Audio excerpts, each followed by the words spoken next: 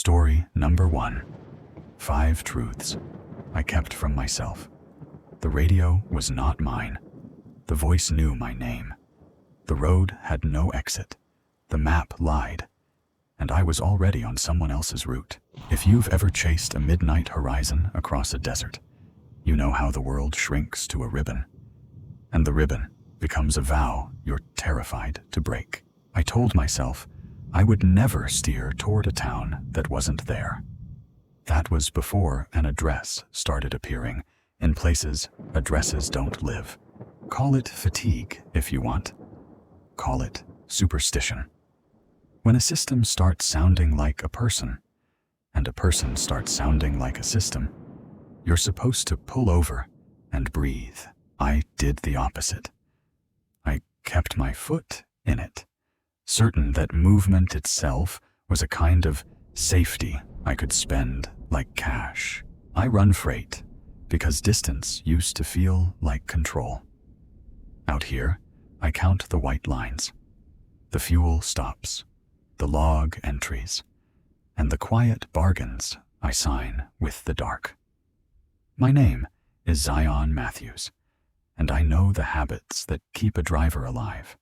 Hydrate, rest, never improvise the route. That night, I had Interstate 40 under my tires, Phoenix behind me, Oklahoma City ahead, and the moon balancing on the lip of a thin cloud. The New Mexico desert doesn't gossip, it listens. What happened to me last month returned each time my eyelids closed, like a headline that refused to age. I had the usual paperwork, a delivery window without drama. I'd made this trip dozens of times before. The dispatcher, Rebecca, had initialed the release, and I was making good time, planning to tuck in at Gallup and slip past Albuquerque while the city held its breath.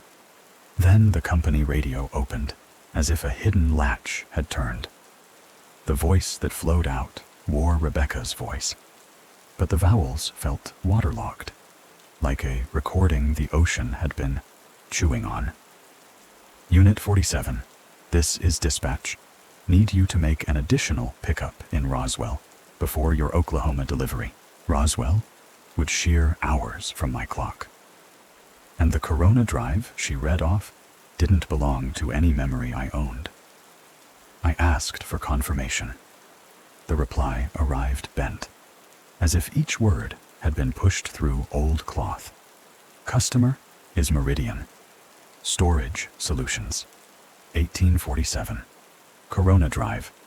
High priority freight. Driver. Companies depending on you. I had never run a bill for Meridian Storage Solutions. The name sounded like a safety video, just enough corporate polish to hide the seams. I fed the address into electronics that have never loved me, but often tolerate me. Nothing. No Corona Drive in any Roswell that maps believed in. I raked a finger through the paper atlas, the stubborn one that never updates itself out from under you. No street, no dock, no anything. I keyed back. Dispatch, I'm not finding this address. Can you double check? The voice returned with mechanical patience. Address confirmed. Unit 47. Meridian. Storage Solutions has been a client for 15 years. You've made deliveries there before. That claim put a draft in the cab that wasn't from any open vent. I keep records like a priest keeps scripture. My books tell me who I am. To cut the static out of my head, I dialed Rebecca direct. Rebecca's voicemail picked up, but the greeting had been replaced. You've reached Meridian Storage Solutions. We're currently closed, but your delivery is expected. Please proceed to the loading dock. I called again. Same cadence, same indifferent welcome. I eased into a rest area and took inventory. Fuel, hours, route, sanity. That's when I saw the sheet on the passenger seat, like it had always belonged there. A delivery manifest on company letterhead, my name and truck number at the top. Pickup, Meridian. Storage Solutions, 1847, Corona Drive, Roswell, NM. Contents, archived materials. Destination, an Oklahoma City warehouse I didn't recognize. The date, 3 days old. The sheet insisted I'd already made this pickup twice before and even stapled on delivery confirmations I'd never signed. I took the laptop to where drivers tell each other the truth. Threads sprawled like beige highways, addresses that don't exist, phone trees that looped you into the wrong rooms, rigs found with empty trailers, and no driver to argue with the paperwork. A handle I knew, Marcus Chen, had posted 6 months earlier. The calls came again and again, stronger each time. The address started to show up where it had no right to live. Billboards, GPS history, condensation on windows. He wrote that if he didn't post again, someone should tell his wife he loved her. He didn't post again. The radio opened like a mouth that thought it was a door. Unit 47, you're behind schedule. Meridian storage is waiting. Proceed to pick up immediately. I broke my own rules and raised my voice. Rebecca, this is Zion. What is going on? Where are you really? For one glassy instant, the distortion stepped aside, and I heard Rebecca's real voice, small and far and human. Zion, don't go to Roswell. She said, something's got hold of our dispatch system. It's not me sending those orders. Whatever you do, don't go to Corona Drive. Then the channel didn't just go quiet. It died like a switch had been buried. I drove east and finished what I'd actually been hired to do. My signature trembling like it belonged to someone who'd been copied too many times. Back in Phoenix 3 days later, I walked into dispatch under the fluorescent truth. Rebecca looked like a person who had been losing debates with sleep. The system logs showed no Roswell messages to my unit. No calls, nothing. The client database, however, smiled with perfect teeth. Meridian Storage Solutions, 15 years of activity, dozens of pickups and deliveries, neat files stamped with driver signatures. Mine appeared 7 times in 2 years, including the night I refused to go. I quit the long lines the next week. Now I keep to local loops, never more than 100 miles from home. But sometimes, when the night goes thin at the edges, I hear a voice calling Unit 47. And I know there's still a dock light burning on a street that doesn't exist in a town that forgot it, and that some ledger expects their next delivery. Out here, trust isn't romance. It's arithmetic. You trust because the numbers check out. Miles to empty, exit to exit, hours to shut eye. That night, the math offered a simple sum. Deliver on time. Rest at Gallup.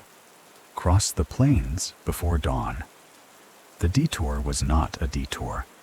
It was a test written in a language I recognized. Roswell is a logo town where tourists buy shapeless shirts with eyes on them. But a dock is a dock, and a bill of lading is a spell. If a system wants me, it will speak to me in paperwork. It did. I ran rehearsals in my head, the way old ball players shadow swing in kitchens. What if I turned south? I pictured the way station at San Rafael, the smooth shoulder in Vaughn, the one diner that reheats their coffee like they're angry about it. I stitched the world together with what I knew so I wouldn't have to think about what I didn't.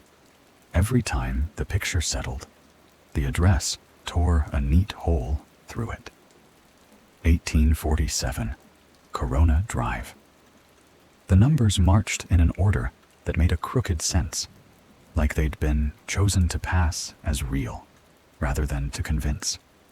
It's not the bright lies you need to fear on the road. It's the plausible ones. I tried each instrument again. Company tablet, nothing. Personal phone, a search result, snowed with businesses that didn't exist yesterday and will not exist tomorrow. Dash GPS, a shrug of pixels. I opened the atlas to prove to myself that paper is immune to hallucination. It isn't. Paper holds steady, but your eyes and your hands are the ones doing the seeing, and they can be persuaded. I traced Roswell street by street, and where Corona Drive should have been. The page felt oddly smooth, as if the ink had been lifted off by a gentle fingertip. The older I get, the more I believe that danger on a highway rarely arrives disguised as danger. It arrives as a reasonable request with a clock attached. High priority freight. Driver. Companies depending on you.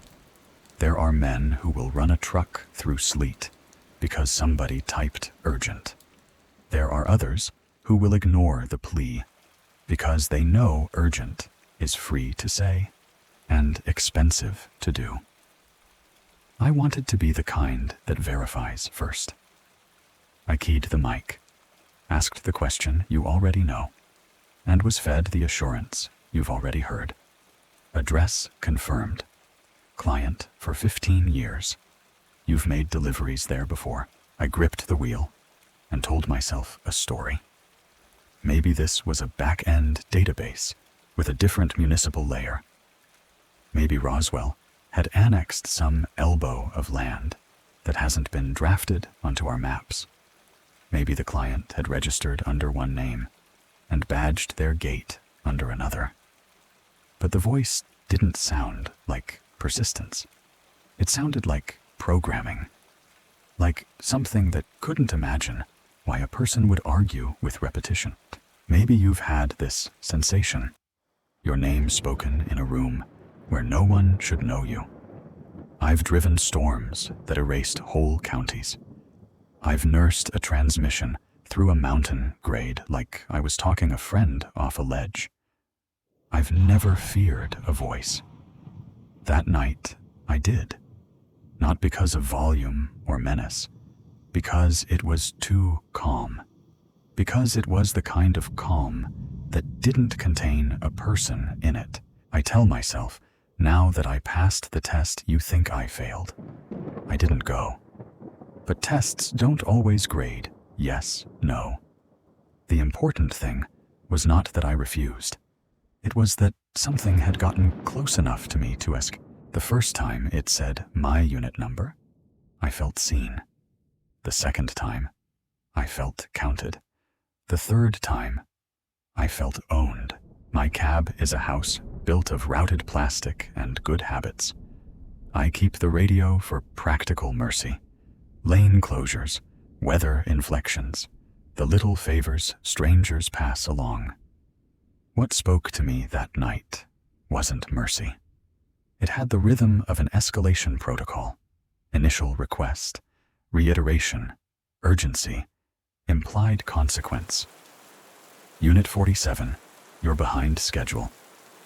That line is a crowbar for men like me. It pries open the door we lock against delay.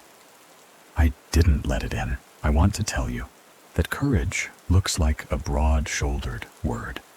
But courage that keeps you breathing is small and boring. It's a finger hovering above a blinker you don't decide to use. It's a truck that stays in its lane. It's a driver who talks back to a radio like he's reminding himself what real sounds like. Rebecca, this is Zion. What is going on? Where are you really? And then, like a hand parting a curtain, I heard Rebecca's real voice. You can tell when the person you know is the one wearing the sound. She wasn't giving orders. She was trying to hand me a warning from the bottom of a well. Zion, don't go to Roswell. Something's got hold of our dispatch system. It's not me. Whatever you do, don't go to Corona Drive. There's an error people make when they hear a warning this ring. They make the warning into a story, and then they try to find a moral. I didn't do that. I did the plainest, quietest thing a driver can do. I didn't turn. I wish that had ended it. It did not. I finished the route that paid my rent, signed my name where a man signs his name to say he is still the one carrying his life. And I drove my bones back to Phoenix. I found Rebecca, pale with the kind of tired that collects behind the eyes when sleep clocks in, but never starts its shift. We sat with the screens and asked them to tell us what they are. No pings to my unit. No Roswell.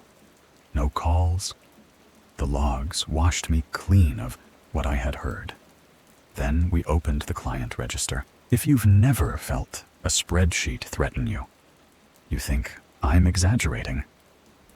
Meridian Storage Solutions sat there with 15 years of transactions, dozens of pickups and deliveries, and driver signatures that matched the angle of my wrist. The system had archived a version of me that remembered routes I had never driven. The file was the kind of perfect that people rarely manage. It had the hygiene of deliberate invention. We printed one page and ran a finger along the text. The toner didn't flake. The margins were sane.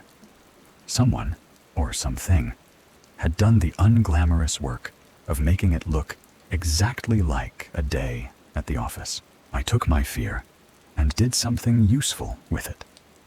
I changed the rules of my life. I left the long haul and kept to local circles small enough to memorize. Men talk about freedom like it's a horizon. Sometimes freedom is a fence you install yourself, and a key you hang where only you can reach. But the channel we turned off didn't stay off. It found a way to knock without sound. A manifest appeared on a slow afternoon, nesting itself between invoices like a wolf in a fold of laundry. A green road sign I'd passed 100 times grew a third arrow that read Corona Doctor. And when I circled the block to stare at it again, the arrow had become an advertisement for a medical clinic. I took pictures of the strange, and each picture turned into the ordinary. Whatever it is, knows how to stay immediate. It doesn't want to be archived.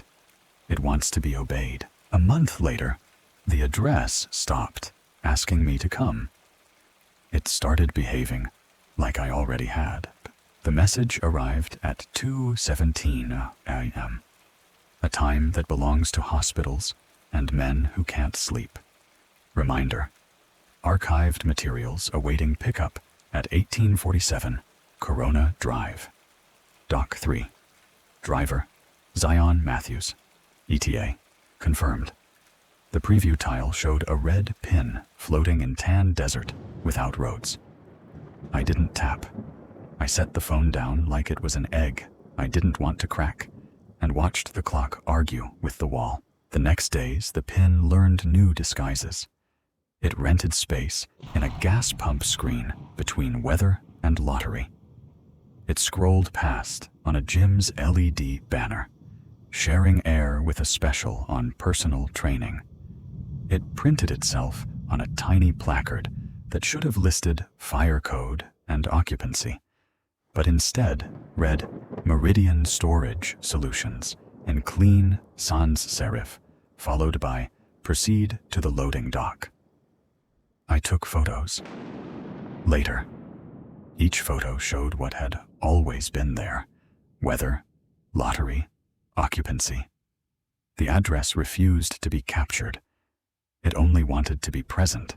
I tell you this, not because I think you'll refuse to believe, but because the disbelief you're reaching for won't help you. On the day it's your name, the voice knows. You can either decide you invented it and walk right into its mouth, or you can decide you don't need it to be real, for it to be dangerous, and walk away. I chose a middle I could live with. I stayed small. Day routes only. Phone on do not disturb when the sun drops. I became the man who says no to money tied to a mystery. Then I dreamed the dream drivers never confess. I was parked on a cul-de-sac in a new development where the houses were black rectangles without people inside. The sky had been uninstalled. Asphalt opened into a loading dock, the shape of a grin. A woman stood next to the roll-up door with a clipboard that wasn't a clipboard. She looked like Rebecca, and not like Rebecca. The way a perfect photocopy looks like someone, and also looks like light. When she spoke, the words didn't make sound. They made permission. Deliver what we archived for you. I turned to the trailer.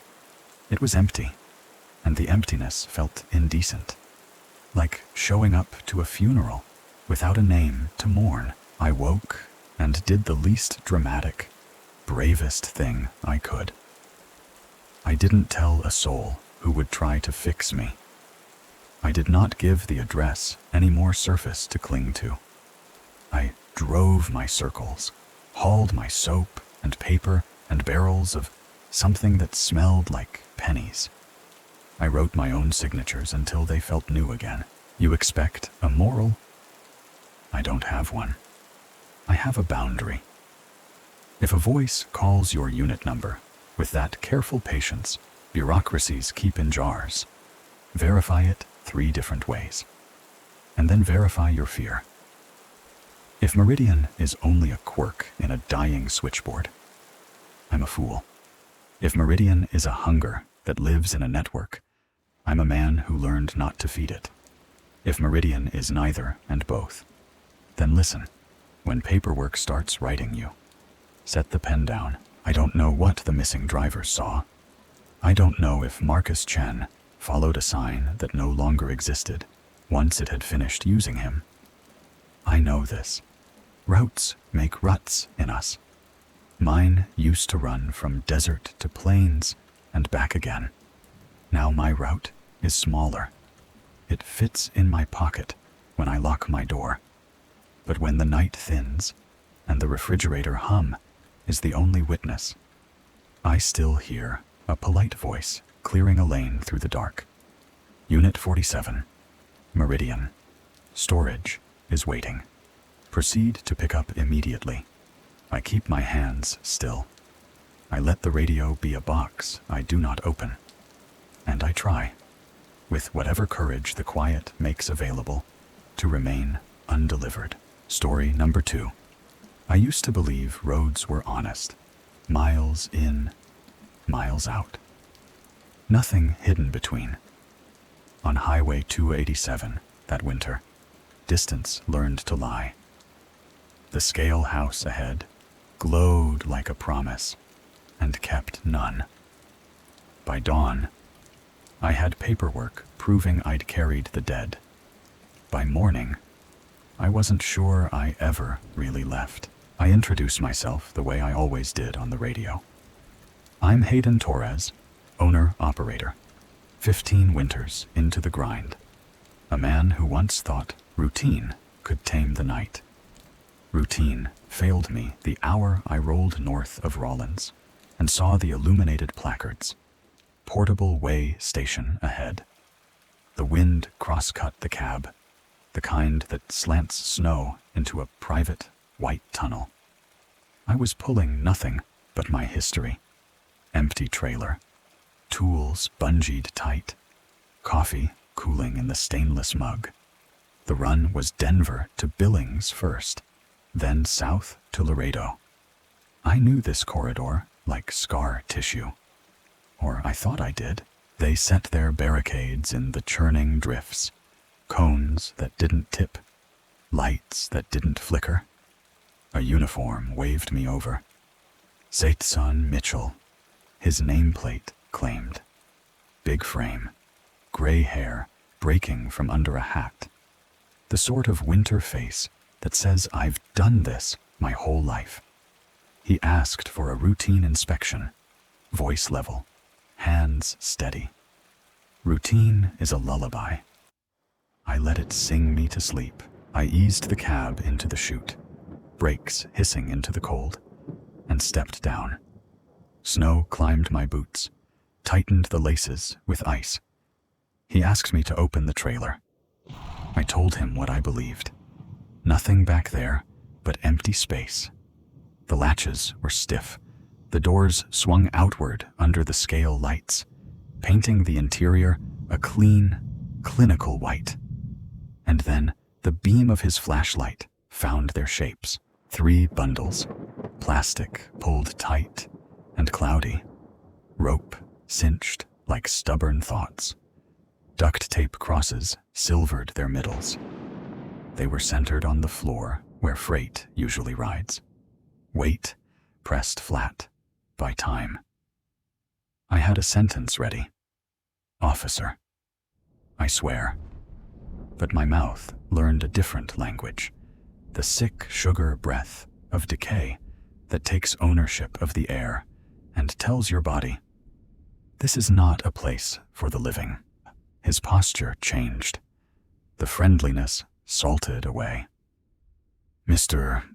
Torres, he said, these packages have been sitting for at least a week. He asked me if I understood I was carrying 3 bodies. That word did not echo. It landed. I saw, in the neat, dead logic of the scene, that this conversation had been waiting for me since I left Denver. I told him I hadn't loaded a thing. I told him my rig was clean, my logs were clean, my conscience, well, I didn't tell him about conscience. A radio clicked and answered itself. Units to the 287 way station north of Rollins. Possible homicide transport. He kept me where he could see my hands. Snow needled into the space between glove and sleeve. The idea that I might deserve any of this felt absurd, but absurdity was the only law on duty. I tried to rewind the week. Phoenix to Salt Lake City, Salt Lake to Denver, then the climb toward Billings, photographs of an empty box, bills of lading stamped clean. I kept backups upon backups because a driver's only ally is proof. When he asked to see my logbook, I opened it like a prayer book. My handwriting stared back with routes I didn't remember taking, weights I didn't remember recording, and pickup locations I had never keyed into a GPS. The math was tidy. The truth was not. Troopers arrived with a crime scene unit that moved like a single organism. Detective Sarah Kowalski gave me the rights I'd heard on television and never expected to wear. Tex unrolled tape, bagged the cords, photographed the frost. They incised the packages with a delicacy that felt almost reverent. What came out of those shrouds had been done with December. Yet my pages insisted 5 days earlier. That mismatch would become the metronome of the night.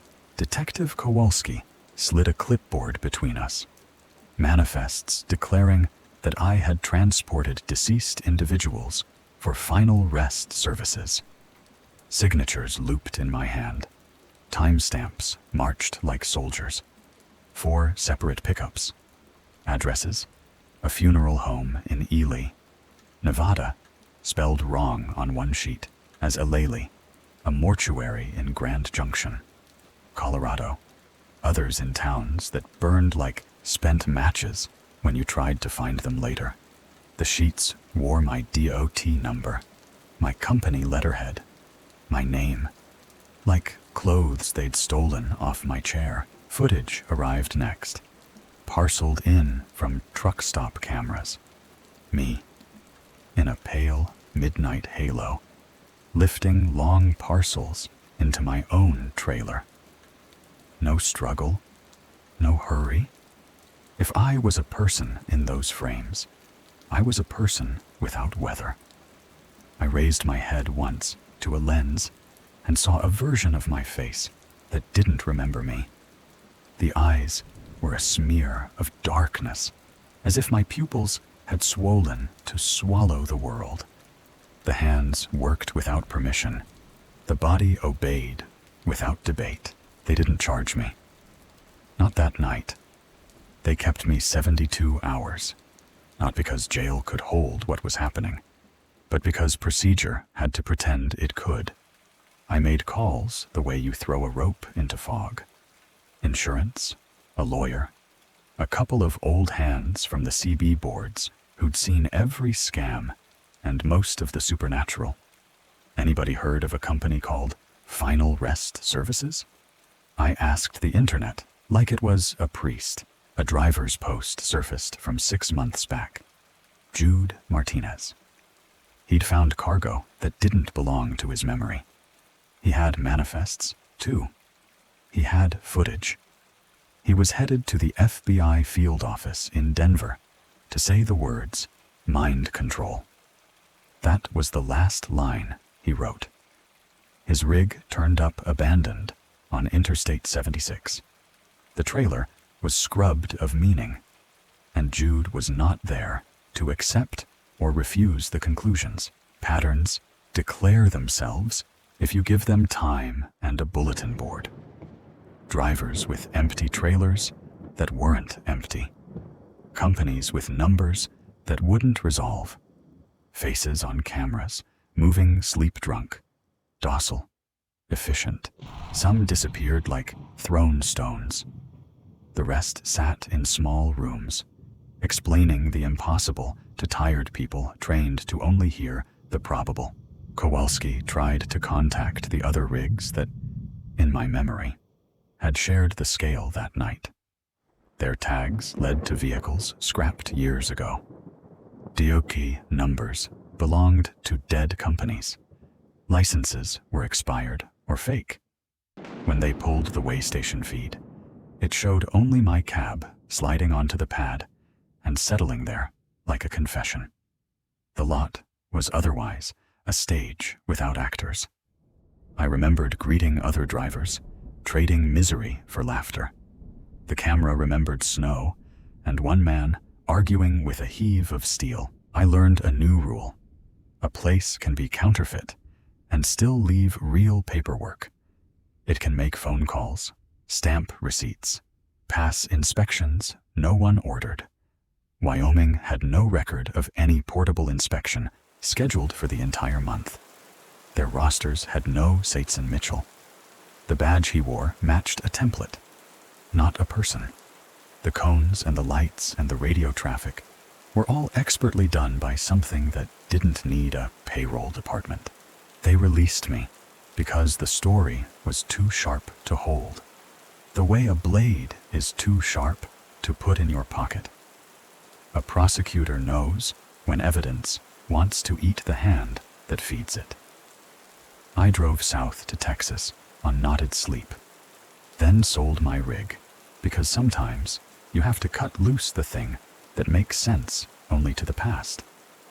I took a job slotting cartons on a loading dock in Laredo, 20 miles the far edge of my horizon. The night I stopped running freight, the country seemed to grow quieter around me, as if distance had been what made it loud. At least that's what I tell myself. But nights still collect a certain texture, and when wind runs lines across the roof, I feel the cadence of a scale platform under my wheels. In that drowsy hour before a shift, I re-enter an old cab, watch a clean white interior, and unlearn what I think I know about what's in there. This is where I need to say the part I don't say out loud. I believe there are way stations that sit half a foot out of phase with the map.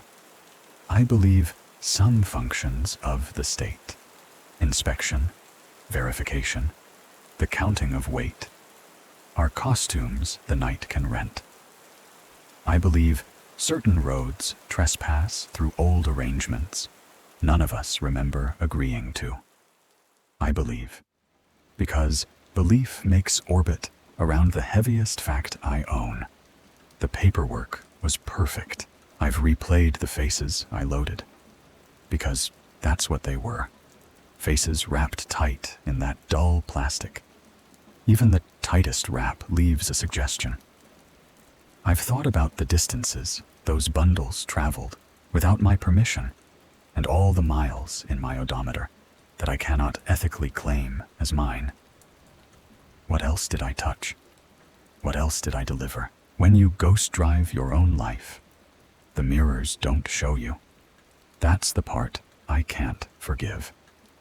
The footage turned me into a witness against myself, and I watched a man with my eyes turned black obey a night foreman I couldn't see. If a station can be fake, and a cop can be an artifact, what's left to swear by? A driver swears by weight. Weight was the only honest thing I met that night, and it belonged to the dead. I called Kowalski once after everything went quiet. Asked if the evidence bin still held my logbook, if any labs had a name for the handwriting that wasn't mine. She said the logs were inconclusive. She said the paper itself aged wrong, like it had been older before it was new. She told me off the record that the ink tested within normal parameters, which somehow made it worse. Ordinary materials telling an extraordinary lie. Then she said the part that keeps me from sleeping. If I hadn't been there, I would call you a storyteller. But I was... And now, I just call you. I don't tell you this to chase sympathy. I tell you so I'm not the only witness. Whatever that station was, it needed me to participate, to open doors, to sign lines, to drive. It needed my consent dressed as habit. It needed me to be the kind of man who says yes to routine. There are places where the world thins. Truck stops at 3 a.m. Rest areas that take coins and return nothing. Way stations that assemble themselves from trucks' reflected lights. They draw men who live by miles, because miles are a negotiable kind of truth. We measure them, we invoice them, we cradle them in our odometers. And then, one night, a mile isn't a mile, and a station isn't a station, and a driver coming north of Rawlins opens his doors and mistakes a morgue for a mirror. I keep a few rules now. I don't drive after midnight. I don't answer radios that use my middle name. I don't pull over for portable signs unless they stand in daylight. Unless a trooper's breath fogs the same air as mine. If someone in winter uniform asks for my keys without handing me his badge to hold, I leave. There's a cost to that kind of leaving, but the bill is smaller than the one I already paid. If you're out there in your own cab, cupping coffee that doesn't cool, driving the hour that erases yesterday, and you see a tidy stage up ahead with official lights and the promise of order, I can't tell you what to do. I can only tell you what happened when I cooperated. I can tell you that when I aimed my flashlight into my own trailer, I found what the night had delivered through me. I can tell you the forms were signed in my hand. I can tell you the cameras were proud of their clarity. And I can tell you that after they let me go, I drove for hours and never passed the mile where my life had changed. Sometimes I still wake up in cold sweats, convinced I'm parked on that platform, that my brakes are set, that a voice is asking for doors I've opened 1,000 times. Sometimes I think the station didn't vanish at all. It just folded itself small enough to live in my memory, waiting for the next inspection. Sometimes I think there was no Sateson Mitchell, only a uniform made of weather and the practiced movements of a ghost that knows my DOT number by heart. And sometimes I admit the cruelest possibility. The station was real, and I am the one who isn't. So I write this down to weigh it in front of you. Tell me it's lighter now. Tell me that counts. Story number 3. 5 hours into the asphalt ribbon. The desert looked like a kiln, and my mirrors kept catching my own eyes, steady and unblinking. The contract in my glove box might as well have been a blindfold. The more I clung to its rules, the less I could see what was right behind me. Every mile marker felt like a question I refused to answer. If you have never hauled silence, you don't know how loud it becomes when it starts meaning something. By the time I admitted the meaning, the clock and the heat had already turned into enemies. My name is Jet, and I've been hauling sealed containers across the country for 8 years without ever questioning what was inside them. What I discovered during a routine run from Los Angeles to Atlanta on Interstate 10 last summer still makes me wake up screaming, wondering if I'm still the same person who climbed into that cab. I specialize in high-security freight. The terminal in Long Beach smelled like brake dust and diesel, and the clipboard felt heavier than it should have.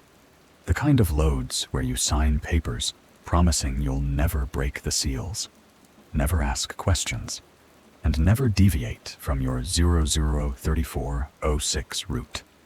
The pay is excellent, nearly double what regular freight haulers make. Cole's briefing was brisk. Eyes on the wall clock more than on me. 2 40-foot containers, sealed with tamper-proof locks. Destination warehouse in Atlanta. Standard 72-hour delivery window. I told myself schedules were a creed, a grid where a conscience could go quiet. The eastbound lanes unfurled beyond Palm Springs, heat distorting the air until the world wavered. About 6 hours into the drive, somewhere near the Arizona border, I started hearing sounds from inside the trailer. I inventoried road excuses, suspension, shift, strap, until the rhythm lined up with intention.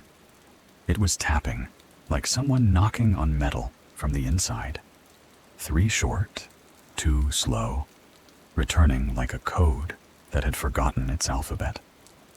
I tried to keep my foot steady, but a new weight settled on the pedal. The knowledge that a sealed box was trying to speak. I put the rig down at a Phoenix truck stop, the kind with a chapel in a shipping container and a rotating pie case under fluorescent fatigue. Ritual, tires, lines, pins, doors. Habit kept my hands moving until my eyes learned a new habit. Doubt. There were small holes drilled through the sides of both containers, each the size of a cigarette end, shoulder high, so clean it looked intentional. The holes were drilled from the inside out. Shavings were curled on the concrete like metal peelings from a desperate fruit. Whatever I had told myself about corporate secrecy started to feel like a story adults tell children, so no one asks what's in the basement. I rolled again. because the schedule kept insisting. The rhythm behind me returned, tighter now. The pauses negotiated like breath. At the next rest area, I brought a flashlight, and the kind of courage that arrives late and thin. There were fingernail marks scratched into the metal around each hole. The light found crescents, torn lines, the handwriting of pain when it runs out of paper. I swallowed and tasted rust that wasn't there. A voice reached me across the lot, wrapped in diesel calm. Elliot, skin like leather maps, a driver I'd seen under different zip codes for years, walked over, reading the news written on my doors. "You hauling sealed freight for coal?" he asked, not really asking. "You need to open them." Jet. The sentence dropped between us like a tire iron. I recited policy, fines, prison, the tombstone of a career. He waited it out, then laid his own headstone on the table. There were 12 people inside, all dead from dehydration and heat exposure. The pie case spun behind the glass. Every slice looked like a bribe to stay stupid. The word built itself without my permission. Human trafficking. The only label big enough for the shape I was refusing to see. The road didn't change its color, but my memory did. Long Beach rewound. Cole's pen hovering over a line that didn't belong to me. The coffee he handed me. The mercury fog behind the eyes that makes obedience feel like comfort. I leaned over the manifest, hunting seams in the lie, dialing numbers that answered with shrugs. The company name slid through directories like it was covered in oil. Addresses matched places that owned only shadows. Elliot knelt to the locks. The hardware told the truth. One-way trust. Outside in. Mercy excluded. Heat leaked through steel like a slow warning. If there were people in there, the clock had already started subtracting. My hand hovered over the bolt cutters. We were two men with a tool and a rule book that had turned into a weapon. I set the jaws on the shackle and squeezed. The hinge screamed only in my head. Air became a confession. Inside were 16 people, mostly young adults, cramped into a space barely big enough for 8. Water bottles reforged into funnels. Shirts twisted into ropes to trade air. A choreography no one volunteers to learn. The second box matched the first in horror. They were all undocumented immigrants whose names would be mispronounced by every system they met. We called 911 immediately. Sirens tore the distance in straight lines, while medics poured water that turned the asphalt into a dark mirror. I kept catching my reflection and not recognizing the man who watched. At intake, a nurse with forearms like Faith counted pulses while a detective took my statement in present tense, as if grammar could rewind a day. The investigation that followed revealed a massive human trafficking operation riding piggyback on legitimacy. Real barcodes, counterfeit hearts, invoices that passed a glance test, warehouses that existed just long enough to plant reviews. Agents traced it like a vein across the map and found our company name clogging the artery. Then they untied me from myself. They pulled GPS and logs and mapped my year with indifferent precision. Routes I didn't remember. Fuel stops I couldn't place. Delivery confirmations written in my own hand like a stranger had borrowed my bones. Footage showed me everywhere, acting normally, going through my usual routines, but with a blank expression. like I was sleepwalking. Lab techs spoke about compounds that sand down edges, obedience in a cup, compliance on a page, signatures that close the door from the outside. I listened to my own life as if it were evidence. Because it was. Papers said I was not a criminal. Papers didn't say what to do with the nights. I quit trucking entirely after that. Sold the rig to a kid with bright knuckles and a lease on hope. I moved back to Kansas, where grain dust floats in sunbeams, and the loudest thing is the elevator climbing. But arithmetic follows me. How many miles with ghosts on board? How many exits while heat did the counting I refused to do? I keep a broken seal in a drawer, like a failed prayer. I tell myself a story that hurts less, that cutting those locks paid back a fraction of an unrecognized debt. Mornings, I read weather for corn and wheat and skip the freight boards. I brew my own coffee and watch it like a loaded promise. Sundays, I drive past the church lot and count trailers like old friends I can't call. The FBI says they've dismantled the network, but I know there are others. That sentence is a road with no off-ramp. I keep taking the next mile anyway. If redemption had an ending, it would be shorter than this. It doesn't. So I keep telling it, to anyone who will listen, and to those who won't. If you drive for a living, if you live for a living, look for holes that shouldn't be there. The holes were drilled from the inside out the day I decided to be awake. If you hear a pattern, don't turn up the radio. It was tapping, like someone knocking on metal from the inside. If a rule tells you to keep your eyes shut, ask who profits when you obey. And if your hand shakes when you reach for the cutters, understand, shaking is how a body tells the truth. I keep one relic on my nightstand, a broken seal, stamped with a code that matches nothing. It reminds me, promises can be traps and labels can be masks. When the tapping visits my dreams, I stand at the sink until the faucet runs clear. Morning comes because it has to. It does not absolve. I carry the road the way a diver carries depth, mindful of the bends. On good days, I say the truth aloud. I did not know. Then I knew.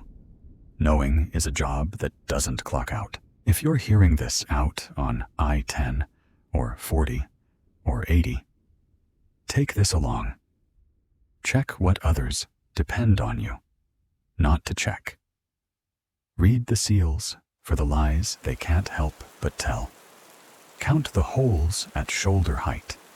Question the weight line when the numbers sweat. If you need a name for what you fear, use mine. Jet is the man who thought paperwork could be a soul. Jet is the man who learned better. My name is Jet, and I've been hauling sealed containers across the country for 8 years without ever questioning what was inside them. Now I question everything. The country keeps rolling, and I keep listening, not for engines or weather, but for the people paperwork tries to erase. When you finally hear them, you will understand why I broke the rules and why I would do it again. Every mile, every time. Story number 4. I kept the desert night like a prayer between my teeth. I kept the highway's white lines like a rosary I could touch. I kept the names of my wife and child as the only map that mattered. I kept silent long enough to hear truth crawl out of the static. And on the night, I finally listened. The road stopped, pretending to be endless. I was not new to solitude. It had been my co-driver for years, the steady companion that never asked for gas money and never fell asleep on a long grade. I carried faith the way some men carry water, close to the body, against the heat. Out here, the universe looks honest. No buildings to lean on, no crowds to make your soul think it belongs to someone else. Just you, an engine, and a sky that refuses to blink. They say every highway keeps a ledger. Every dent and cross on the shoulder is an accounting entry, and every mile asks the same whispered question: what are you willing to give for arrival? On that November run, the desert posed it again. The answer I'd been offering for 6 years was simple: keep going. But I was wrong. Arrival was not ahead of me at all. I kept my CB on channel 19, out of habit more than hope. The night was quiet enough to make a man feel like the last soul left awake. I rolled past the low glow of suburbs dying behind me, and into that flat black where land and sky trade secrets. The rig felt steady, almost content. A cathedral on wheels. I told myself I was just a worker in God's night shift. The first voice came through like a hand on my shoulder. Not loud, just certain. Breaker 1N, this is Renata, eastbound on I-10. Got a Jesus driving a white Peterbilt. License starts with Texas. You need to get off the highway immediately. Take the next exit, any exit. Just get off I-10 now. The words stood up inside me like soldiers. I reached for the mic, but another voice cut in. Older, with the kind of patience that means there's no time left to waste. Jesus, this is Oakley. I can see your rig from about 2 miles back. Whatever you do, don't take exit 164. Something's waiting for you there. Something that's been waiting for a long time now. The desert has a way of measuring your breath. When fear shows up, it counts for you. I inhaled once, and the past exhaled for me. Fuel stop 164 had been my chapel for years. The place I stretched, washed my hands, and told myself tomorrow would behave. Hearing strangers speak my route like a confession felt wrong in the bones. I scanned the mirrors. Nothing but star-salted dark. Then the channel bloomed with impossible detail. Jesus, this is Hayes. You're carrying furniture from Phoenix Wholesale. Invoice number starts with PDA 47839. A long silence rode beside me. Jesus. Another voice, softer. Your fuel gauge is reading 3/4 full. Your odometer just rolled over 347,000 miles. And you've got a rosary hanging from your rearview mirror that your daughter made for you in Sunday school. When a stranger names your talisman, you take stock. I looked at the beads. Tiny fingerprints of glue from a little girl's careful craft. The smell of coconut soap from a kitchen where homework never quite stayed on the table. I felt the hush that always follows truth. When the chorus arrived, I knew it wasn't a crowd. It was a congregation. Not the kind that sits in pews, the kind that learned to pray the hard way. Whatever you do, don't stop at mile marker 112. That's where it happens. That's where the accident occurs, every time. The words, every time, shook something loose. I eased onto the shoulder and let the hazard lights blink a pulse for me. The mic felt heavier than chrome should. What are you people talking about? I asked, and the channel replied like a single throat.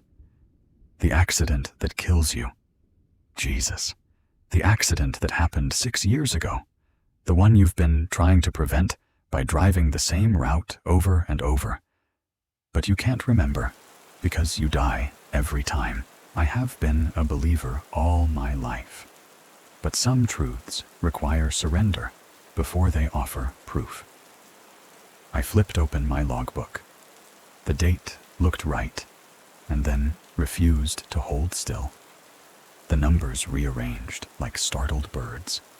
2024, 2023, 2022, falling backward into a pattern I'd lived and not known.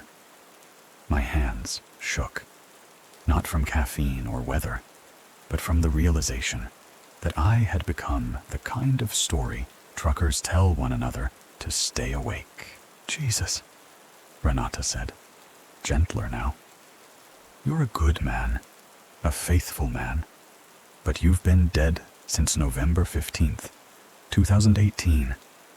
You were driving the same route, same load, same everything, when a drunk driver crossed the median at mile marker 112 and hit you head on.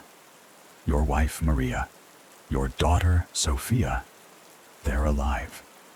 But they never got you back, and faith will hold you up until it asks to be held back. I sat there and let memory walk in. Not the cinematic kind. The simple, stubborn facts. The light that shouldn't have been in my lane. The no space left to go. The sudden unmaking of steel. The hurt was strangely clean. Not pain. Clarity. Then something like awakening inside a familiar cab with no origin. The loop whispering, "Start again. Start again." I said their names into the mic because names are doors. Maria, Sophia. Are they okay? I asked. They're alive, Hayes said. They've been grieving for 6 years. Maria still sets a place for you at dinner. Sophia's 16 now. She still prays for her daddy to come home safe. That did it. Love is a measurement that outlives time. All at once, I understood the arithmetic of my absence. The birthdays uncounted. The empty chair measuring our kitchen like a sundial. I asked how to stop being a ghost of a habit. I asked how to tell a body it could rest. The answer was not a trick. It was a destination. Drive to mile marker 112, Renata said. Face what happened. Accept it and let yourself move on. We'll be with you. We'll help you find your way home. I pulled back into the dark. Slower now. The way you drive when the cargo is something that can only be ruined by hurry. The desert looked changed. Though nothing had moved, the saguaros like choir directors, the basalt like old ushers, the sky holding all the notes. Each mile felt less like distance and more like remembering the word to a hymn I used to sing. Out here, signs are sermons. 116 slipped by. 115. The cab settled around me, as if indulging an old man telling the truth for once. I spoke to Maria as if she were on the passenger seat, and I answered myself in her voice, the way married people do when they've memorized each other. I spoke to Sophia the way a father mother hens on the day he finally understands time isn't a promise. It's a loan. When 112 rose into the reach of my headlights, the air thinned. I saw it all, not as a threat this time, but as the last page of a book I'd kept refusing to finish. The pickup crossing a boundary it had no right to cross. The flash of helplessness that demands you pick between two impossible directions. The truth that sometimes there is no door where you need one. Acceptance is not surrender. It's gravity finding you again. It's the soul's own downshift. I let the moment arrive, and I did not fight it this time. That's it. Jesus, someone said, softer now, farther away. Let go. Your family will be okay. They'll always love you, but they need to heal. And you need to rest. The highway did not vanish. It hushed. The markers stopped counting forward. The engine, faithful servant, waited for the next command. And when none came, it offered silence like a benediction. The light ahead wasn't a metaphor. It was work finished and wages paid. I felt the loop unclasp. I felt the weight I'd mistaken for duty step down off my shoulders and wave me on. I did not pass through gates or stand in lines. I simply felt the distance between who I had been and who I no longer had to be. Release, like a breath I'd been holding since the world began. I pictured Maria clearing a plate, not because hope had died, but because hope had learned a different shape. I pictured Sophia at a window, speaking my name, not to call me back, but to set me free to where names mean arrival instead of longing. I chose to drive nights, partly to avoid the heavy traffic, but mostly because there is something peaceful about the desert under stars, something that makes you feel closer to God. Those were my words once, said without knowing I was setting myself a curriculum. The desert had been teaching me all along that God lives in what we cannot repeat, in what we cannot control, in the miles that end. I have heard plenty of roadside theology in my time, men sermonizing into thin air, women singing over their steering wheels, the strange wisdom of fast food counters at 2 a.m. What I know now is smaller and truer. Love is the only freight that arrives intact. Every other cargo shifts, settles, breaks, but love rides shotgun and keeps the receipt. If I could speak to the living from the clean side of this truth, I would say this: turn your radios up when kindness calls. The voices you hear may not be strangers after all. Some might be the parts of you that never learned how to quit. Some might be the ones who learned too well, trying to bring you the message they wished they'd listened to. Exit now. Not because you're lost, but because you're found. I used to imagine heaven as a place measured in choirs and colors. Maybe it is. For me, that night, it looked like a long lane behind a familiar house. The porch light left on the way. Maria always left it, just in case. It sounded like a teenager's laughter coming from a room full of pictures where I am still in the middle of the frame. It felt like the cab settling after I set the brake one last time. I hope they know that even in death, even trapped in that endless loop, my love for them never wavered. That's the part I carry with me, even when carrying is no longer my job. I am not hauling furniture anymore. I am hauling gratitude. I am hauling the knowledge that the desert under stars is not empty. It is crowded with the ones who learned to let go at the right mile. I was not the first to cross that stretch. I won't be the last. But on the night I listened, the road released me with the same mercy it uses on heat and dust. Lifted, scattered, turned to light. If you find yourself between Phoenix and Tucson when the hour grows thin, and you feel the urge to check your mirrors for a rig that isn't there, don't be afraid. It's only the ledger balancing. It's only a prayer being answered on a frequency you forgot you knew. And if you hear my name in the static, let it pass like weather. Let it be proof that every loop can be opened. Let it be a mile marker that doesn't count distance anymore. Only home. That Tuesday night started like any other.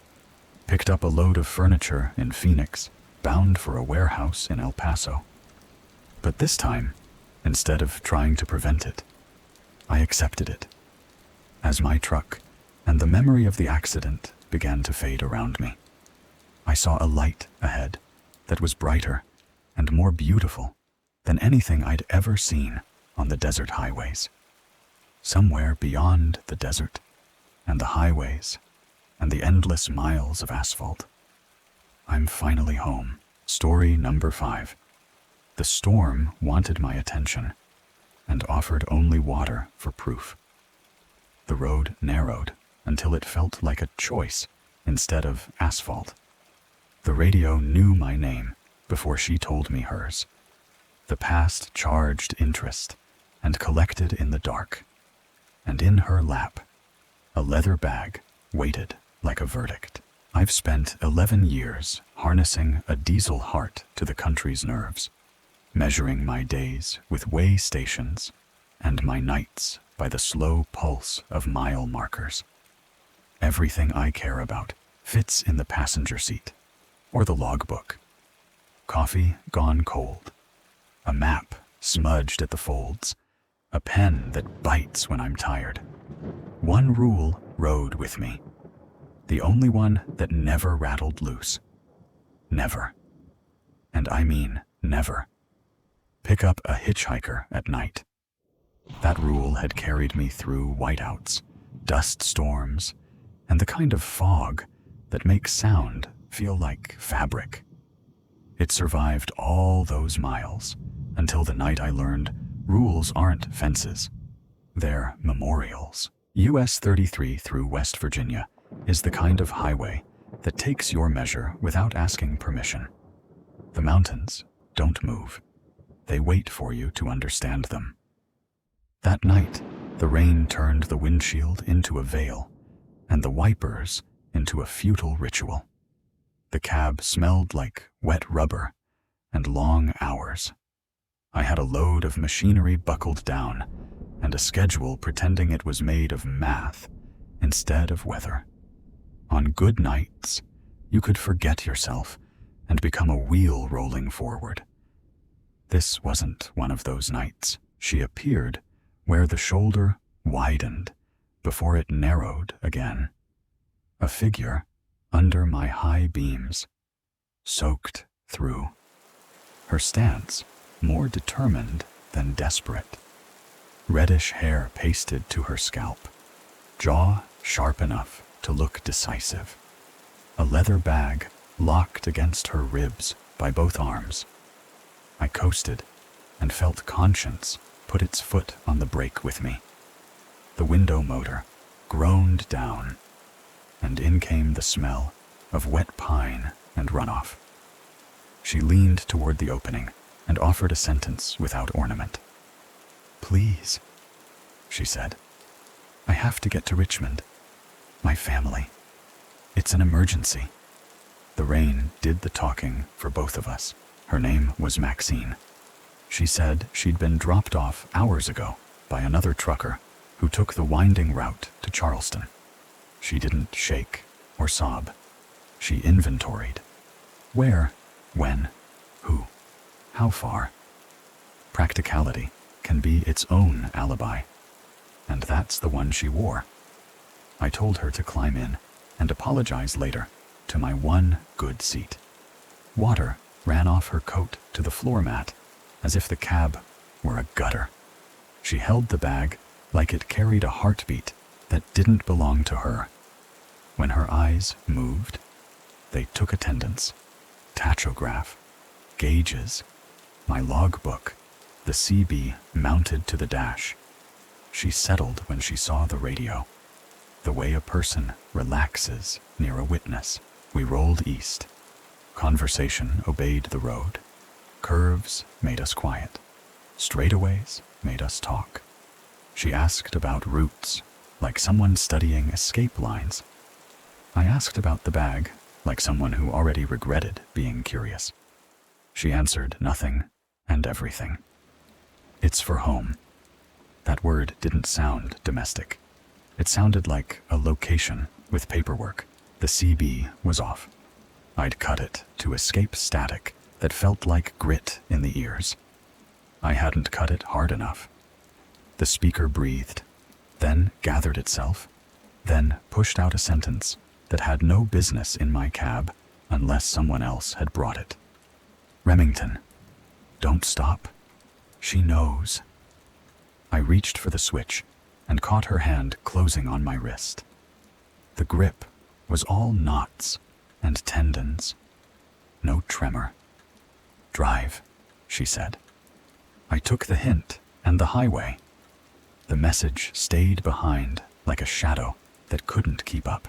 Weston arrived, faint and indifferent, and slid behind us.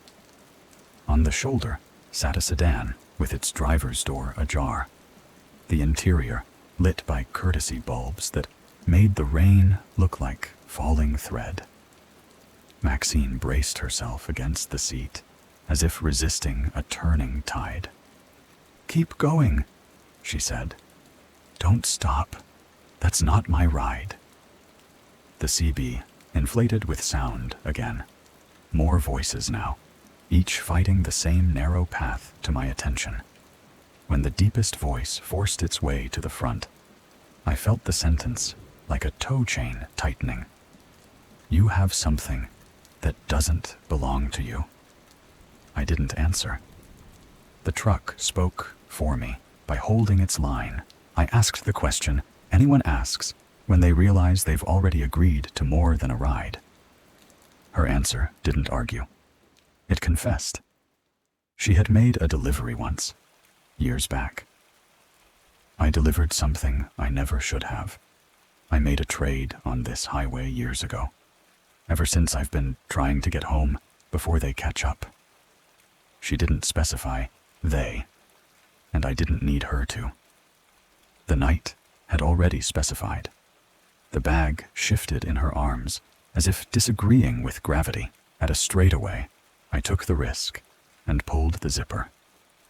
Papers, brittle at the corners, fresh at the folds, rested inside like quiet jurors. Certificates, deeds, letters written by hands that looked careful, even in anger. Photographs of families who watched the camera instead of each other, which is how you know they still believed in futures. Some documents wore alphabets I couldn't read, but recognized as official, the way a seal convinces even before you understand the language. The bag wasn't just cargo. It was an argument. "Why me?" I asked. "Because pride is only honest when it wonders why it got chosen." She answered without looking away from the mirror, eyes patrolling our wake. "Because you're the only one who stops," she said. "You're the only one who's driven this route every month for years." A sentence like that can feel like praise until you hear what it cost to learn it.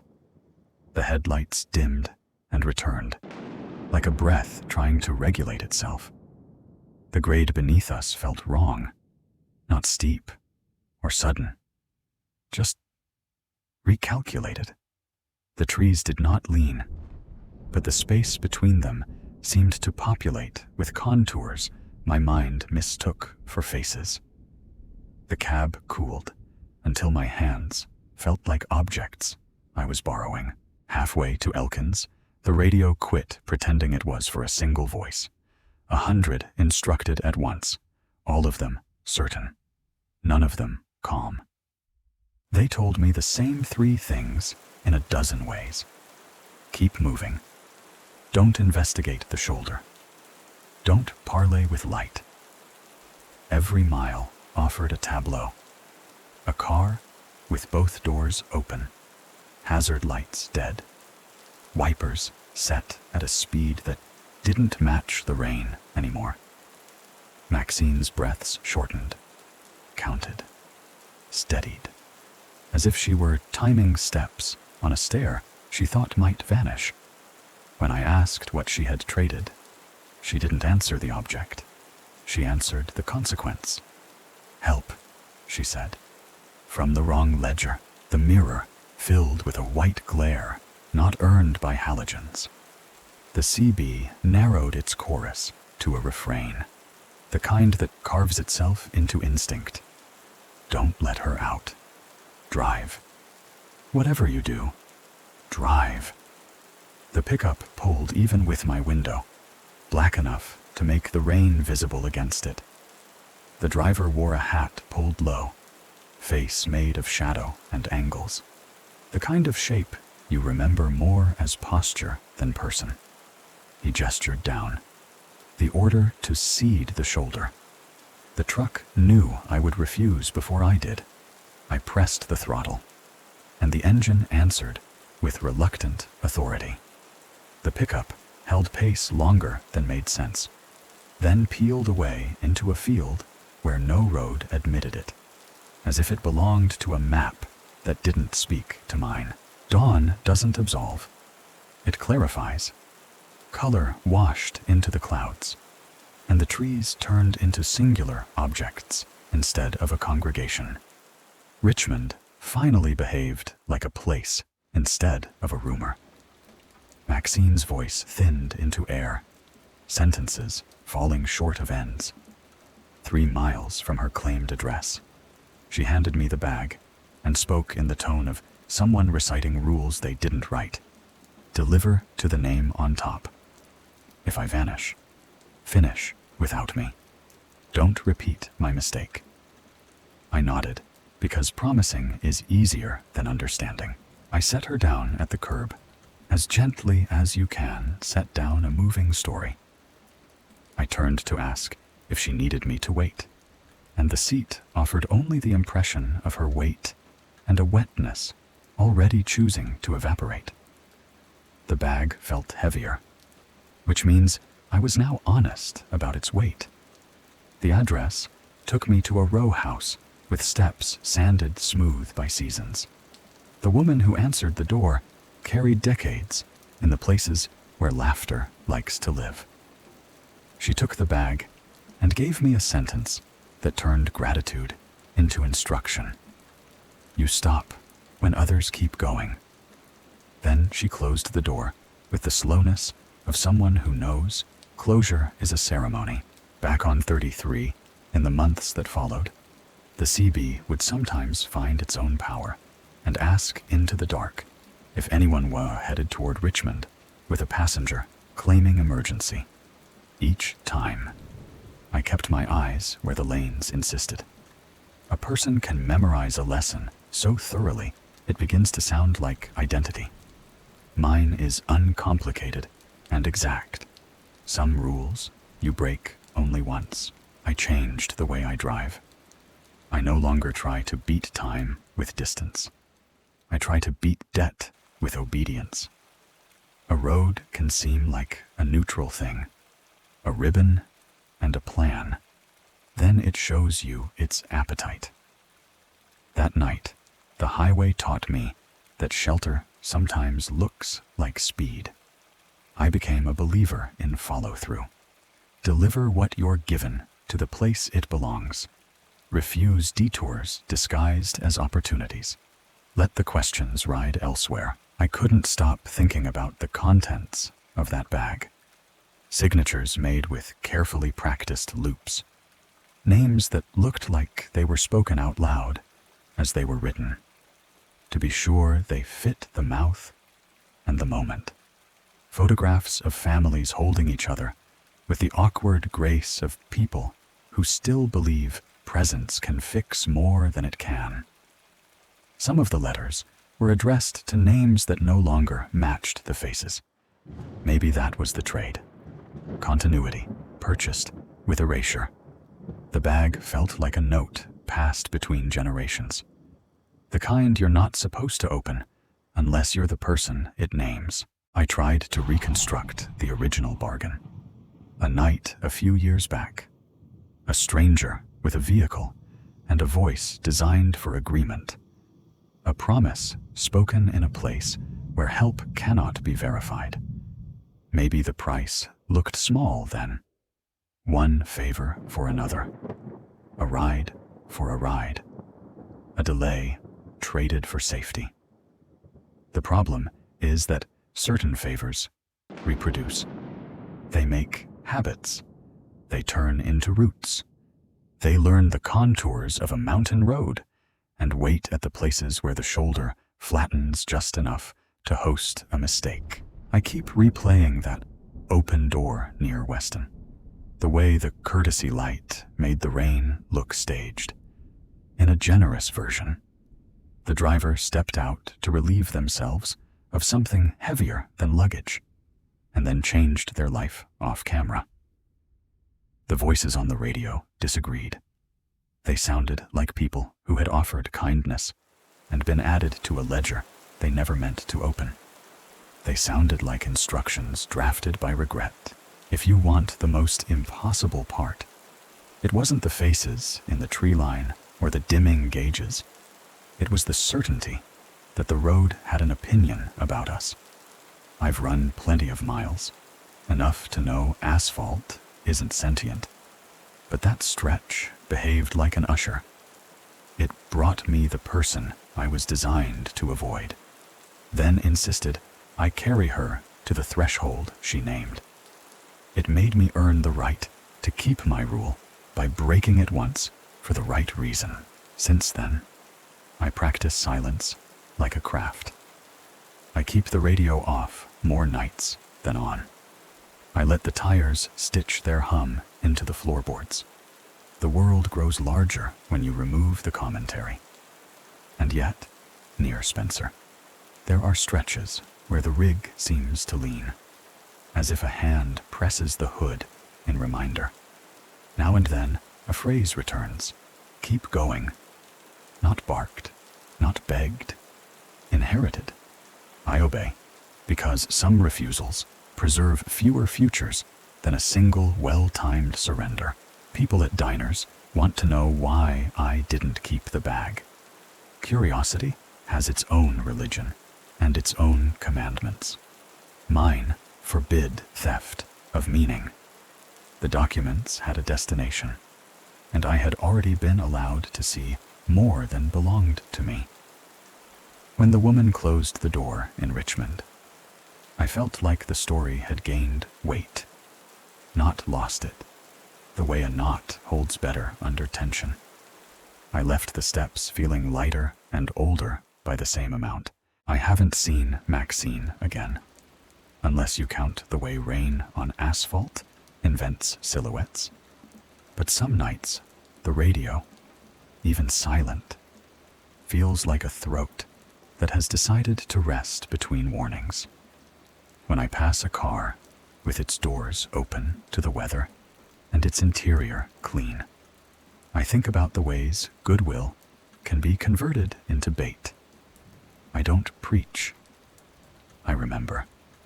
The rule that protects me is blunt enough to survive explanation.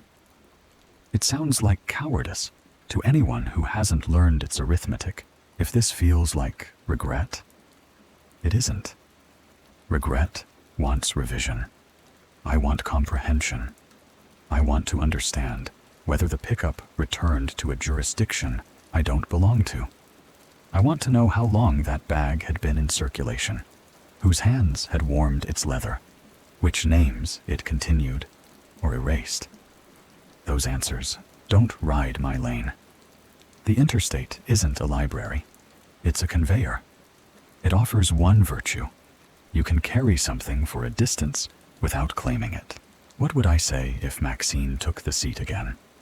Hair wet, eyes tracking mirrors, the way swimmers track a shoreline? I'd say, I kept my promise. Then I'd say, choose daylight next time, or choose to stay where you are. And under that, the silent addendum I won't offer. If you flag me down again, let me pass. I already did the work once, and once is all a person gets before the toll doubles. When I shut down for the night now, I add a line to the logbook no inspector will ever need. It reads like this: did not invite the road inside. Kept the promise handed to me by weather and a stranger. Returned what wasn't mine to the place that was. Expected nothing. Accepted less. There was one mercy granted by the storm. The rain made the pickup imprecise. Whatever watched from the tree line could not hold focus through the moving veil. Weather hid me long enough to finish. I remember that when I'm tempted to curse the sky for making the road difficult, sometimes the elements don't test you. They shelter you in a language that feels inconvenient while it's saving you. I don't know whether Maxine ran from a covenant, a crime, or a congregation. The categories blur at highway speed. The voices on the radio didn't care which box to file her under. They were uninterested in labels and reliable about orders. Keep going. Don't bargain. Deliver the object. Do not translate this into drama. I followed because the alternative felt like conversation with something that never runs out of time. I'll end where I began, with the sentence that keeps my hands steady on the wheel and my eyes trained on the honest center of the lane. Some rules you break only once. If you find yourself in those mountains after midnight, and your beams paint a figure on the shoulder with a bag against their ribs, practice mercy from a distance. Put your voice on the phone to the state police. Report what the rain hides and the dark shows. Then let your truck carry you past the invitation. Not because strangers are unworthy, but because sometimes the place is doing the asking. And places keep accounts forever.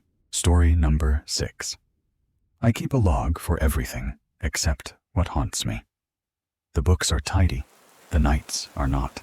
Out there, where the desert turns the sky into a bowl of cold fire, a place waits for me with the patience of stone. 5 times I promised myself I would not turn down that strip of gravel again. 5 times I broke it the moment quarter tank blinked like an old habit coming back for its dues. Names are anchors. I repeat mine when the road grows long. My name is Briar. Somewhere ahead, the map folds wrong, and the clock holds its breath. I drive the way some men pray, counted, faithful, unshowy. Grease under the nails. Coffee that tastes like penance. The odometer beads along like a string between my fingers. 14 years taught me that numbers can fence in distance. Keep the desert from walking into your head and rearranging the furniture. But numbers don't know about promises, and promises don't know about Highway 50. I learned that on a March night, so crisp the stars had sharp edges, the sort of night that makes asphalt appear rinsed and ready. The logbook riding shotgun was my stitched autobiography. Fuel, rest, detours. The ritual marks of a man who believes the future behaves if you measure it often enough. I believed it too, right up until the road stepped out of the picture frame. East of Fallon, the moon poured tin over the sage. The tractor purred steady while the lines ticked by. White stitches in a sleeve of black. Sensible plan. Top off in Austin. Nap 2 hours. Let daylight take the wheel for the climbs. Plans snap where bones snap. Sudden.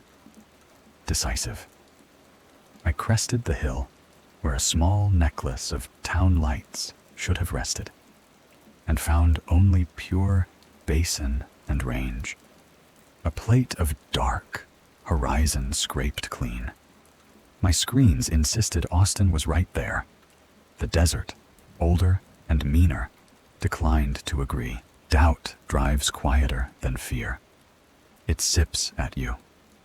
It asks for another mile, the way a polite stranger asks for another minute. A low slab of roof showed itself off to my right, a quarter mile from the highway. The sign, a tired dinosaur rimmed in green, leaned at a contrite angle. Sinclair. I turned in because I still believed I was awake. The place looked allergic to the present. The pumps were old-style mechanical ones, with analog displays, squat with glass faces, numbers prepared to flip if you spoke nicely to them. Paint was peeling off the building in long strips, uncurling, like memories you forgot you kept. The neon hummed as if it might give up at any second, and yet it didn't. Desert things are like that, half-broken, wholly stubborn. Diesel is the incense of my life.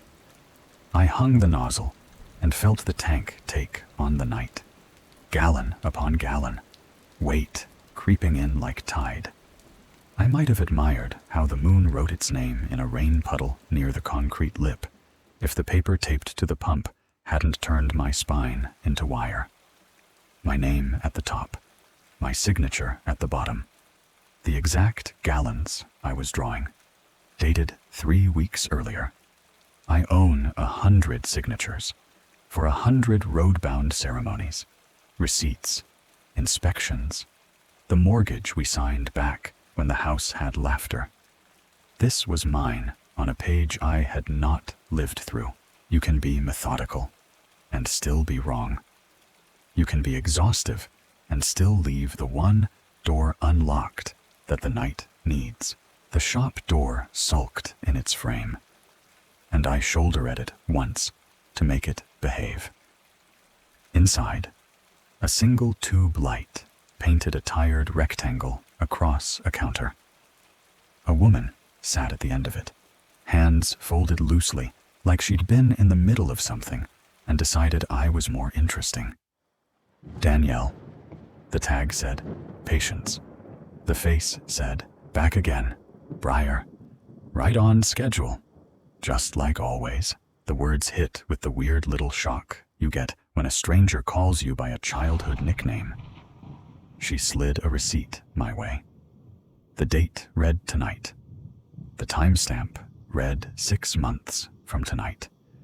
My mouth tried on the sentence, ma'am. There's been a mistake. But Danielle was already gesturing at the wall behind me. Photographs ran from the counter to the ceiling, a slanted quilt stitched by time. Me at the pump, me signing a slip, me grayer, me younger.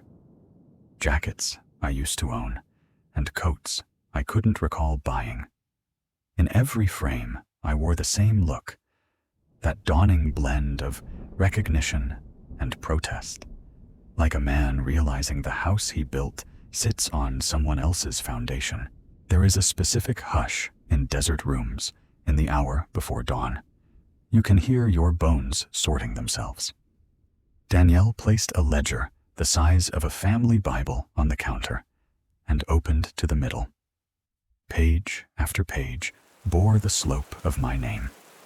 Dates marched in pairs. Every 3 weeks, more or less. You've been stopping here every 3 weeks for the past 2 years. The sentence settled in the air like a piece of furniture that had always been there. Only now did I notice. I jogged to the truck and returned with my private log, the one past compliance, the one that knows where I hide the softer things. I opened to entries I didn't remember writing, notes blunter than I usually allow myself. Check the photographs. Something is wrong with time here. A rough map of the aisles, a sketch of the chime above the door, a line I hated in my own hand. You never remember. I had been leaving crumbs for a man with my face who would not follow them until it was too late to walk any other path.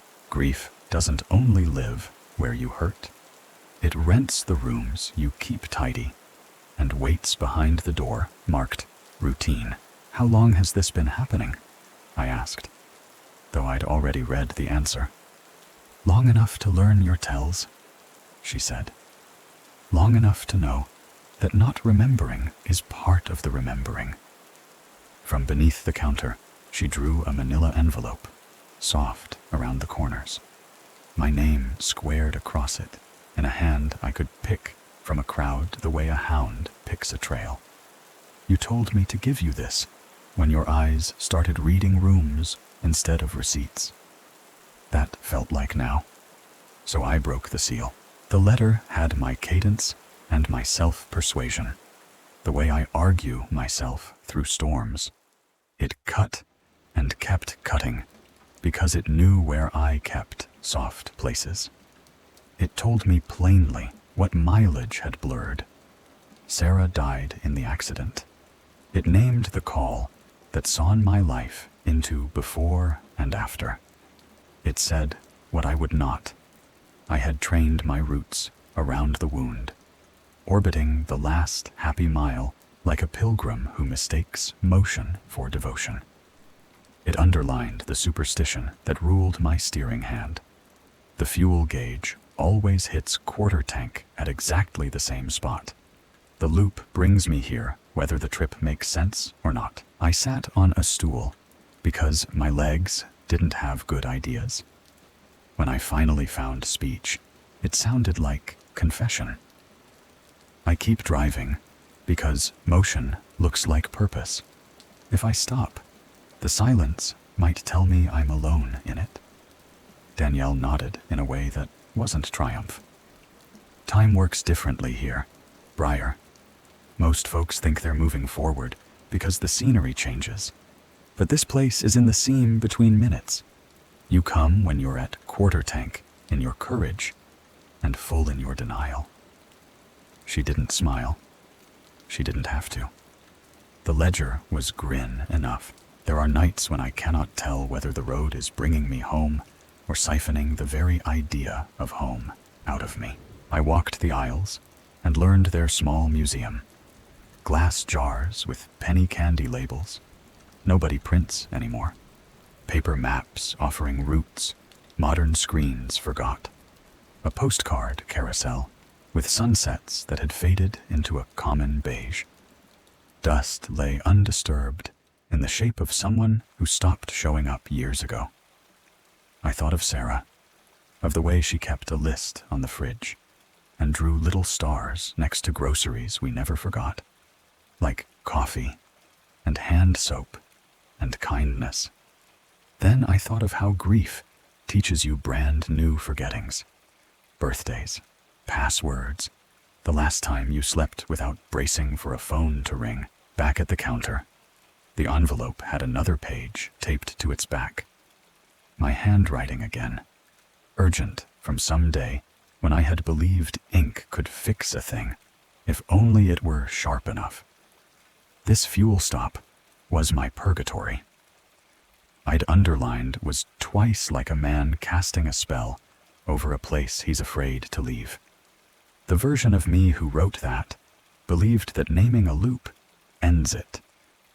Naming a storm doesn't make it smaller, but it does make it yours. Some memories are weather you cannot steer around. You have to let them pick you up and set you down somewhere steadier. I paid. The numbers on the receipt held themselves upright with the honest posture of arithmetic. Honest numbers can still belong to a lie. Danielle set the page in my palm with the care of a person passing a sleeping child. She looked at me as though she'd watched this exact scene 100 times and never once grown bored of hoping for a different next frame. I pushed the door and stepped out under a cathedral built out of altitude and stars, far to the east, where an hour ago the horizon wore nothing but night. A low string of lamps made a promise, lights in the distance, real and solid and exactly where they should be. I wanted to say thank you to the lights, just for choosing to exist. Back on the highway, the rig gathered itself like a swimmer, widening his stroke. I didn't check the needle. It would only tell me what I already knew. The loop loves a man who loves a pattern. But for once, my wanting outran the shape of my fear. Speed modest, heart steadier. I pictured Sarah not as a door I kept failing to open, but as a room full of things I knew how to tend. The joke she broke into 2 quiet parts, the way she touched my shoulder as if dimming a lamp, the lists with their small shining stars. I let the picture be complete. It did not break me. It bridged me. Loneliness is not a landscape. It is a clock with no hands. All this time, I had mistaken the ticking of some hidden gear in me for the song of the desert. Maybe I had to hear it break and catch, break and catch, until I learned it by ear. Maybe the desert isn't empty at all. Maybe it is crowded with unfinished sentences, and I had too many of my own hanging in the blue space between words. So I gave one of them an ending. I will go home because I can. The pass rose up, and I met it with ordinary patience. I did not touch the radio. I did not turn my head to see if the sign was shrinking in the mirrors. I don't believe in being cured, not of clean things or broken ones, but I believe that meaning is a verb, and tonight I could conjugate it. I will not call my loop a pilgrimage again. I will not call compulsion loyalty. I will not call stubbornness love. Love is quieter than compulsion. Love lets you park. If another winter finds me at the same mile marker, and the quarter tank warning flares like an old superstition, I will read the new ledger I keep in the only safe vault, behind the ribs. It has 1 sentence and no numbers. Go on, she is not at the end of that gravel. She is in the miles you can still be good in the way you break for deer and keep a spare sandwich and learn the names of station clerks and call your brother back. She is not a destination. She is an ethic I carried the night into dawn. Hairline by hairline. The sun had that pink courage it gets when it first thinks it might make it.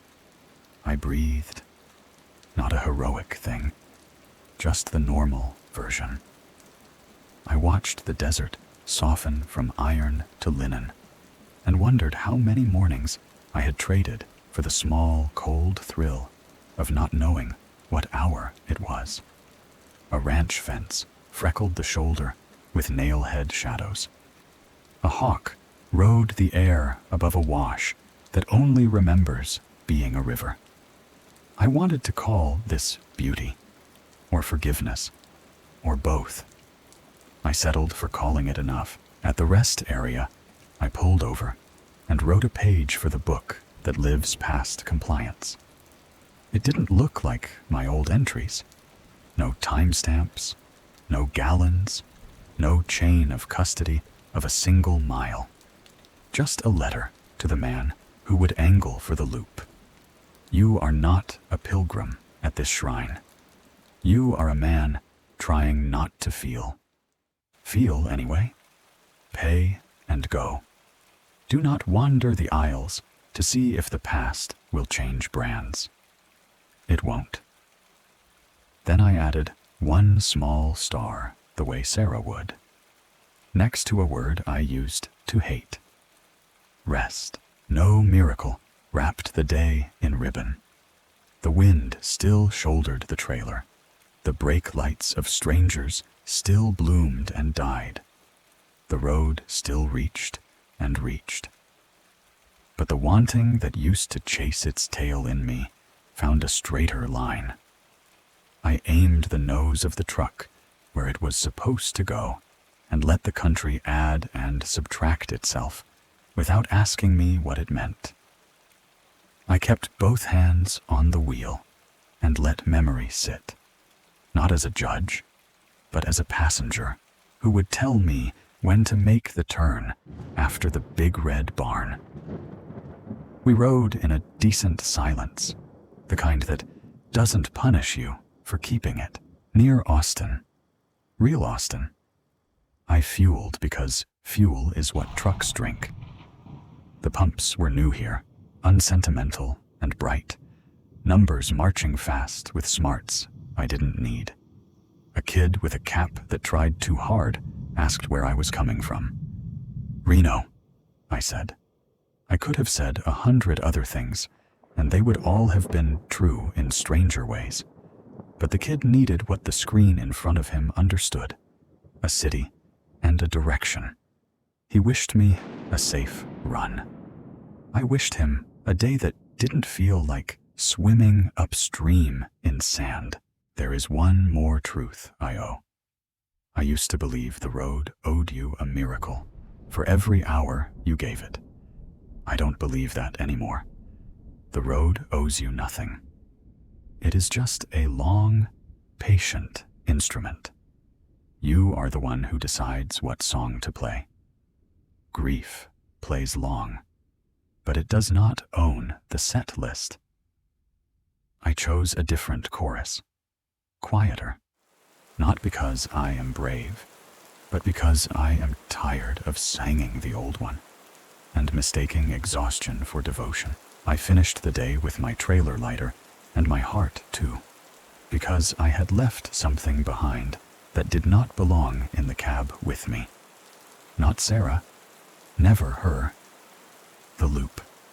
The story that said I could drive backward long enough to meet the version of myself who hadn't had to learn the word after. That story can live out there with the peeling paint and the buzzing neon and the shelf of maps that still believe all roads are open. I'm done visiting it. Some roads lead you in circles. I know the other kind. I'm taking it the rest of the way home.